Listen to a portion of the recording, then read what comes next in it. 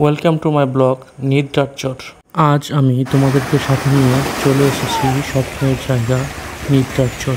এখানকার প্রকৃতির অপূর্ব রূপ যাতে উপলব্ধি করতে তোমাদের কষ্ট না হয় সেই জন্য ভিডিওটিতে ব্যাকগ্রাউন্ড মিউজিক ডিলিট করা হয়নি। চারপাশে কেবল সবুজ, নীরবতা আর পানির স্রোতের শব্দ। প্রকৃতি যেন নিজেই কবিতা লিখছে এখানে। আমার সঙ্গে আমার সফর সঙ্গী মিজান খান আর সাথে একটি বাইক। আমরা চলেছি এক শান্ত নির্জন পথে। বরগুনার তালতলির বুকে লুকিয়ে থাকা প্রকৃতির এক অপূর্ব সৃষ্টি।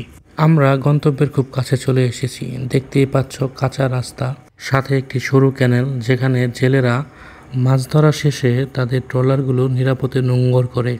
বেশ ভালোই লাগছে দেখতে দেখতে চলে এলাম স্বপ্নের নির্জারচর।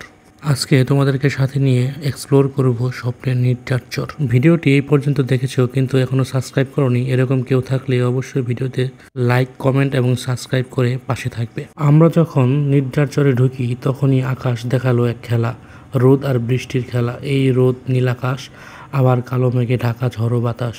কোনো প্রকার কৃত্রিমত্তা নেই কোনো শহরের কোলাহল। এই নির্জারচর এক নিঃশব্দ সৌন্দর্যতার নাম। প্রকৃতি যেখানে আজও জাগ্রত। নির্জারচর এখনও তেমন পরিচিত না, কিন্তু প্রকৃতি প্রেমীদের কাছে এটি এক জীবন্ত উপহার। এখানে ঘুরতে আসা প্রতিটি ব্যক্তির চোখে মুখে দেখেছি এক প্রকার মুগ্ধতা। সবাই অবাক দৃষ্টিতে দেখছে, এ যেন এক স্বপ্নের রাজ্যে চলে এসেছে সবাই। এটা একটা অনুভব, একটি নিঃশব্দ প্রেম, যার সৌন্দর্যতা আর অনুভব ভাষায় প্রকাশ করে বোঝানো কখনোই সম্ভব না। প্রকৃতিপ্রেমীরা অবশ্যই জীবনে একবার হলেও ঘুরতে যাবেন।